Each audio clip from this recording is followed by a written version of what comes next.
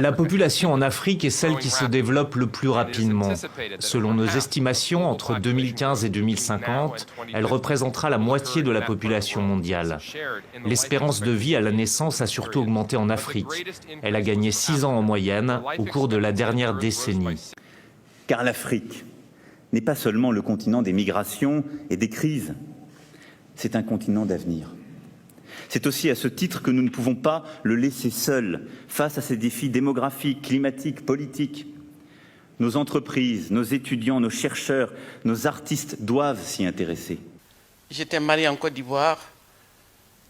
Je suis venu après au Mali. Et à partir d'un poste aux Nations Unies, j'ai parcouru pas mal de pays, dont la RDC. Ce continent n'a rien d'un continent maudit. Ce continent n'est un péril pour personne. Il n'y a pas de risque d'invasion. Ce continent a tout ce qu'il faut pour garantir la nourriture, la santé, l'éducation et à ses peuples. Je me souviens, moi, de mon premier voyage en Côte d'Ivoire, les fruits, tout était, les forêts. Et ceux qui connaissent l'Afrique savent que c'est les Afriques. Mais comment se fait-il que des ressortissants de ces différents pays se retrouvent tous comme un seul homme dans le désert, au Maroc, en Libye, en Méditerranée et ici, où on les regarde en chien de faïence? Comment? Est-ce que les 54 pays africains ont tous échoué? Est-ce que c'est tous des pays faillis? Est-ce qu'on est des maudits? Ou alors la race noire, on est inférieur, on ne sait pas se développer. C'est ce qu'on nous a dit dans le discours de Dakar. Moi, je me dis, il y a les questions fondamentales. La survie de l'humanité. Il ne s'agit pas que de l'Afrique, mesdames et messieurs. Il s'agit de la survie, de notre survie aujourd'hui.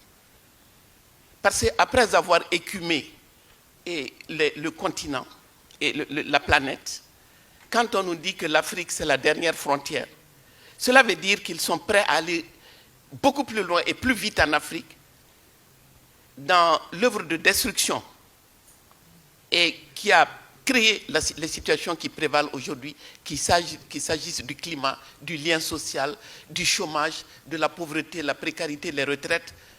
Ils sont déterminés à planétariser davantage ces solutions qui ne marchent pas. Alors pourquoi je dis que quand je me rends compte que mes initiatives citoyennes modestes, ce que vous dites, que nous avons essayé, mais nous sommes inaudibles. On est inaudibles parce que tout ce qui ne permet pas aux entreprises transnationales est de réaliser des retours juteux sur investissement.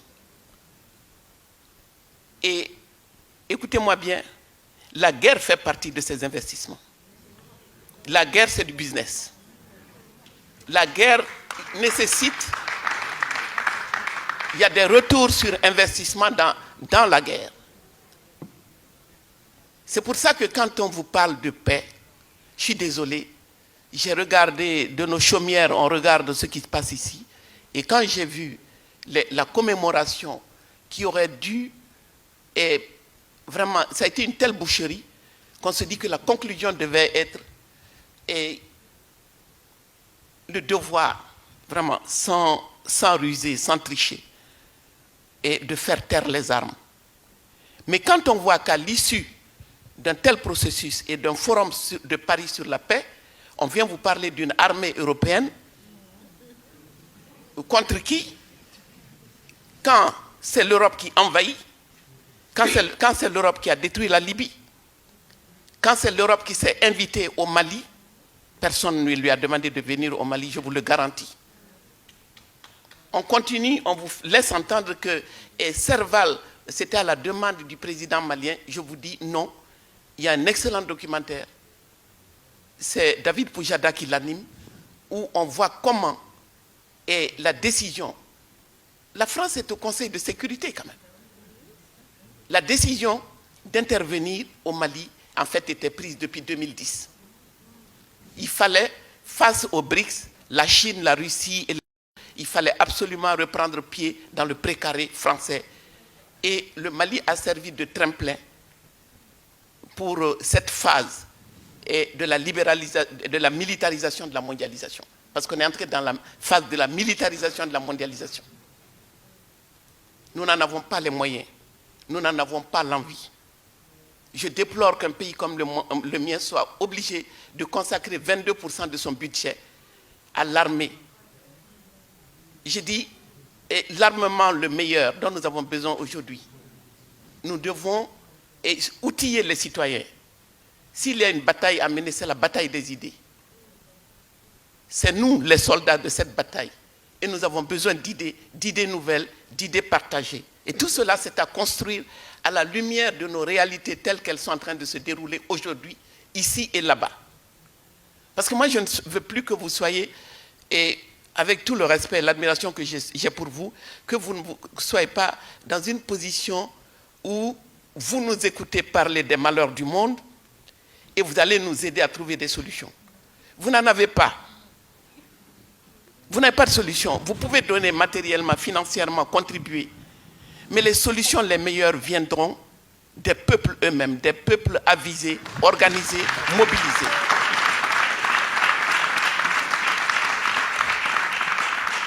Et ce que j'ai déploré, et je continue de déplorer, c'est l'instrumentalisation, d'abord la dépolitisation des peuples. La dépolitisation des peuples ici et là-bas. On nous a fait miroiter à l'EMINC la mondialisation heureuse, l'ouverture des frontières, tout va bien, tout circule, tout le monde circule, les biens, les marchandises, mais pas les humains. Ça, on le sait maintenant. Maintenant, on sait que ça ne fait pas partie, les humains ne font pas partie de la mondialisation heureuse. Et quand on a expérimenté ça, il y a 4, 5, 10 ans, certaines erreurs étaient acceptables. Maintenant, nous n'avons plus le droit de nous tromper. Nous n'avons plus le droit de nous tromper.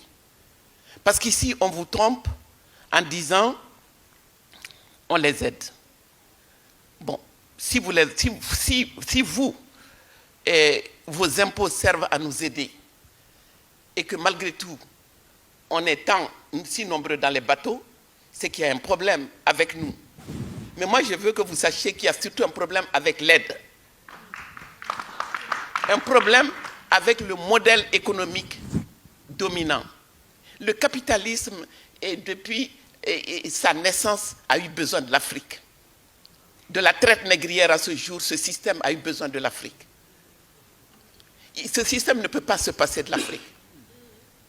La France, ce que la France veut aujourd'hui gagner en termes de croissance et d'emploi, se gagne malheureusement dans le cadre de cette guerre économique.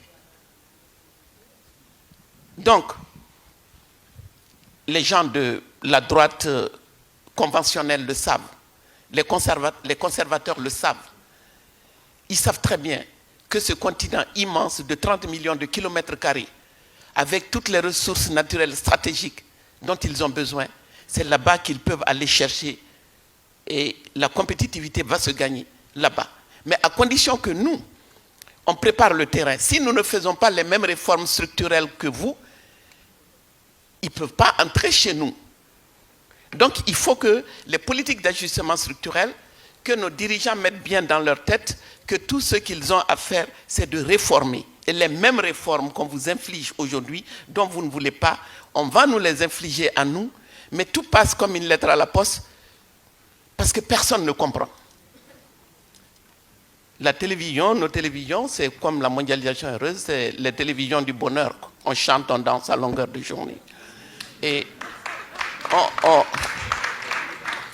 on s'est mis à faire des novellas, il faut voir, des histoires d'amour à l'eau de rose, et la dépigmentation, les cheveux longs, ongles longs, faux style, tout est faux. Tout est faux, mais parce que c'est comme cela, la dimension psychologique, le miroir qui nous a tendus. Nous ne sommes rien tant que nous ne sommes pas comme l'Europe, tant que nous ne faisons pas comme l'Europe, ni humainement, ni politiquement. Et humainement, les femmes sont les plus piégées.